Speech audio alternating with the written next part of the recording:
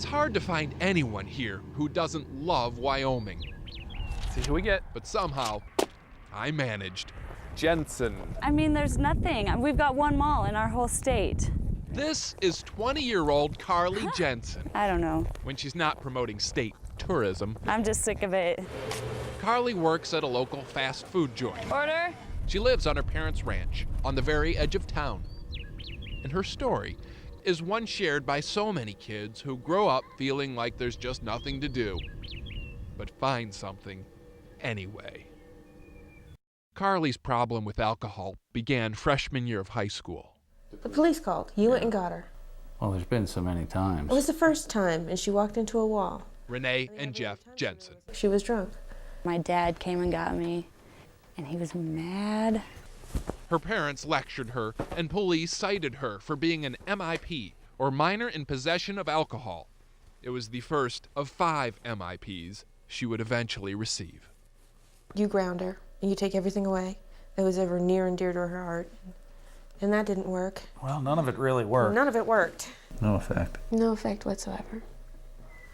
They didn't have any control of me. Carly would skip school by day and sneak out by night. Her drinking eventually led to her flunking every class. It just escalated out of control. Meanwhile, Johnson County officials were getting fed up. Not just with her, but with teenage drinking in general. So they decided to do something quite radical.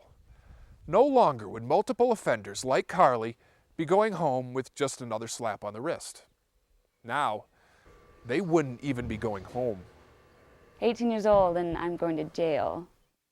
3 weeks in jail.